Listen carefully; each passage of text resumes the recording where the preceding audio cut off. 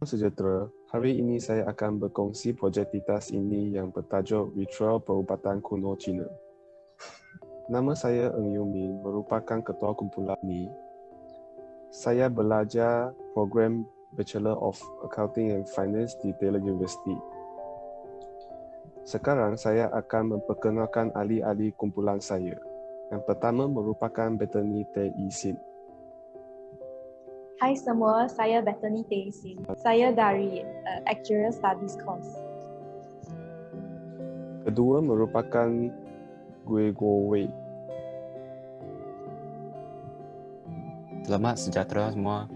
Nama saya Gui Guo Wei. Saya belajar Bachelor of Finance and Accounting. Yang ketiga merupakan Teo Jing Er. Halo semua, nama saya Teo Jing Er. Saya daripada Actuarial Science course. Yang keempat merupakan Eng Ki Yi. Hai semua, nama saya Eng Ki Yi. Saya daripada Bachelor of Business, Finance and Economics. Yang kelima merupakan Lin Wei Yin. Salam sejahtera, saya nama Lim Wat Ying. Saya merupakan pelajar dalam program Bachelor of Business, Finance and Economy. Yang keenam merupakan Tay Wei Wei. Nama sejahtera, saya Tay Wei Wei. Saya dari Accounting and Finance. Yang ketujuh merupakan Chiam Heng Ching. Hai semua, nama saya Chiam Heng Ching. Saya daripada Accounting and Finance. Sini merupakan ahli-ahli kumpulan saya.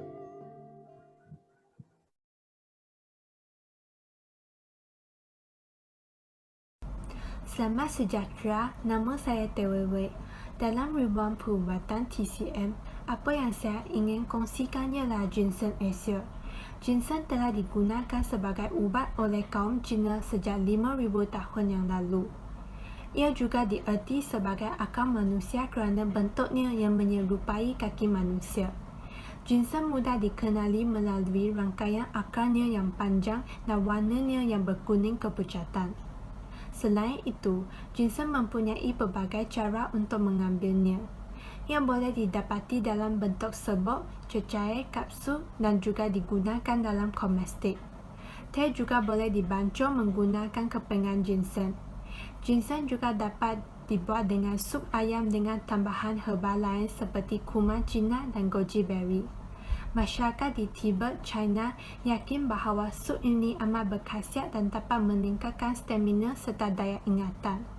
Selain daripada faedah ginseng, kesan sampingan seperti sakit kepala atau muntah mungkin dialami. Oleh itu, dos pengambilan tidak harus dilebihi. Sekiranya anda mengalami ketidakselesaan, anda haruslah berjumpa dengan doktor secepat mungkin. Inilah perkongsian saya pada hari ini. Sekian, terima kasih.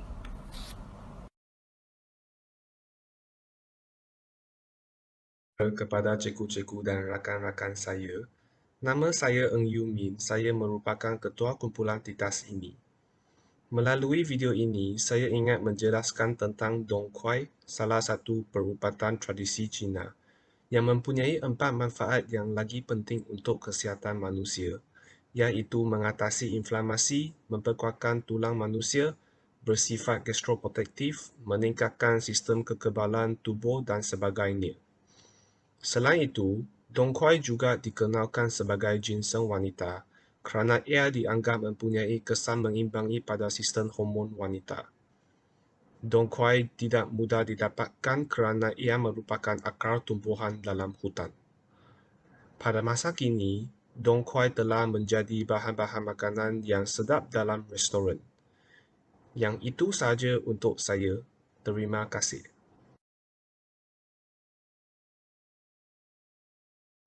Hai, nama saya Teo Jing Er. Saya akan menjelaskan tentang perubatan Cina iaitu Cordyceps sinensis. Cordyceps sinensis mengambil masa kira-kira 6 tahun untuk melengkapkan kitaran hayatnya. Oleh itu, ubat ini semula jadi adalah sangat jarang ditemui dan mahal harganya. Ubat ini kadang-kadang dikenali sebagai Chinese caterpillar fungus dan digunakan secara meluas dalam perubatan tradisional Cina untuk pesakit dengan CKD, iaitu penyakit buah pinggang kronik. Orang Cina menggunakan cordyceps sejak lebih 300 tahun yang lalu untuk merawat penyakit hati, paru-paru, merawat bara dan melegakan sakit, dan juga untuk mempanjangkan umurnya. Golongan tua lebih suka menggunakan Cordyceps sinensis untuk membuat sup. Herba ini rasanya ada sedikit masam dan wangi. Biasanya ia digunakan untuk memasak sup yang dicampur dengan ayam, kurma merah dan limau kasturi. Herba ini sesuai dimakan oleh semua golongan umur dan tidak akan mendatangkan kesan sampingan jika kerap digunakan. Sebaliknya, ia membantu mengurangkan kandungan kolesterol, melambatkan proses penuaan dan boleh mengurangkan keletihan. Ini sahaja daripada saya. Sekian, terima kasih.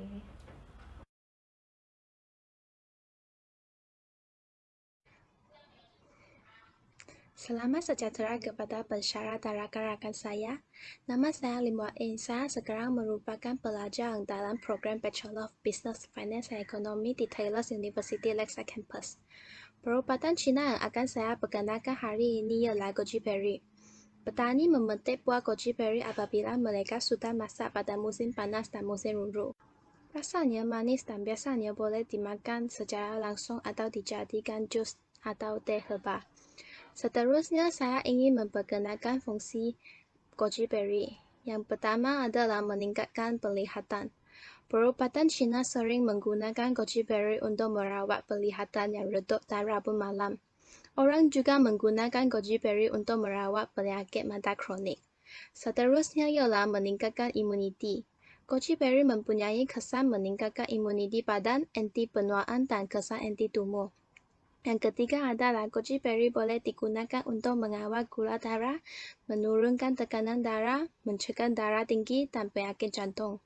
Penggunaan terakhir goji berry adalah menggalakkan motilitas gastrosis. Goji berry dapat membangkitkan saraf otak, menarik nafas, dan melancarkan peristaltik gastrointestinal.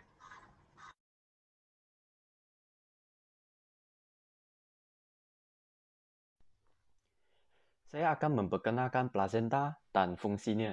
So, plasenta ialah organ yang menghubungkan janin untuk menyediakan nutrisi yang penting. Langkah pertama orang China membuat plasenta ialah mengeluarkan membran ketupan dan tali pusatnya, tali plasenta segera disampaikan oleh ibu yang sehat. Dan kemudian, mereka berulang kali mencuci sehingga darah dibersihkan. Dan akhirnya, mereka kukus atau rebus dalam air mendidih. Lepas tu, keluarkan. Kalau nak guna, mereka kasih pecah menjadi kepingan yang kecil. Plasenta yang diproseskan rasanya kering dan masin. Ia dapat menyubur paru-paru, hati dan ginjal dan juga dapat mengisi esensi dan darah. Ia terutamanya mengatasi kemandulan, mati pucuk, kehilangan darah dan kurang susu lepas bersalin.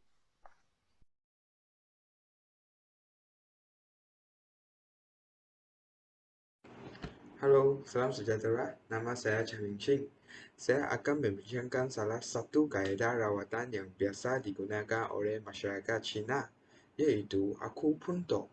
Teori Cina kuno percaya bahawa dunia dan badan terdiri daripada 5 unsur seperti kayu, tanah api, logam, dan air. Semua elemen ini saling berkaitan dan menjadi asas rawatan akupuntur. Contohnya, buah pinggang berkaitan dengan air, manakala jantung berkaitan dengan api. Sekiranya ada masalah buah pinggang, mungkin juga ada masalah dengan jantung. Rawatan akupuntur melibatkan menusuk jarum yang akar tipis ke bahagian tertentu badan untuk mencapai kesan terapeutik. Kebanyakan bahagian akupuntur akan ditusukkan sepanjang meridian Qi.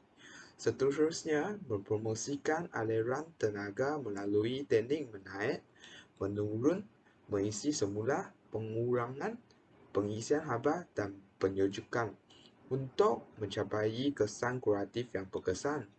Rawatan berlangsung lebih kurang 25 minit. Tutaham dan pekan juga boleh digunakan bersama dengan akupuntur untuk meningkatkan keberkesannya. Ini daripada saya. Sekian, terima kasih.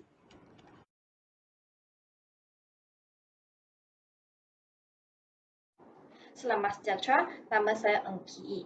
Rawatan TCM yang saya hendak membincangkan pada hari ini ialah pekam. Terapi pekam merangkumi gas dan api. Pekam api lebih popular pada hari ini. Pekam adalah penggunaan haba untuk membuat vakum sebara dalam balang kaca atau balang buluk. Sehingga balang itu dapat diserap pada bahagian tubuh tertentu atau titik akupunktur pada kulit. Ini adalah untuk menyebabkan kesesakan kulit, sesis darah, menyesuaikan fungsi badan, dan merawat penyakit. Semasa pekam, pilih kaleng yang sesuai mengikut los bahagian yang hendak dicabut. Operasi harus cepat agar dapat menarik kaleng dengan kuat dan mempunyai penjarapan yang kuat. Terapi pekam dapat menghilangkan tendon, mengeringkan meridian, melancarkan peredaran darah, membuang toksin, dan menghilangkan panas, sehingga dapat meningkatkan kecergasan fizikal.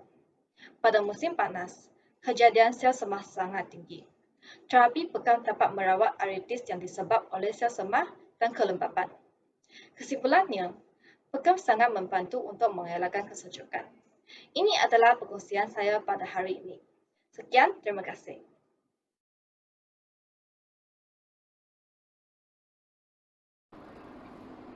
Hai, nama saya Bethany. Sekarang, saya akan memperkenalkan rawatan Thuina. Rawatan Thuina adalah sejenis terapi alternatif yang lama digunakan dalam perubatan Cina tradisional. Thuina melibatkan penggunaan beberapa jenis kerja badan termasuk urut dan akupressure. Thuina difikirkan untuk membantu merangsang aliran tenaga penting disebut qi di seluruh badan kita.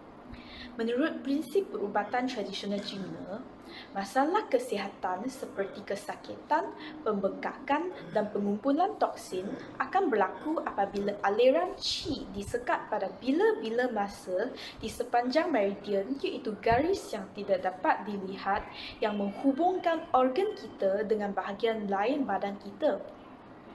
Dengan menghapuskan penyumbatan ini, Thuina dikatakan memulihkan keseimbangan badan kita dan seterusnya memperbaikikan kesihatan kita.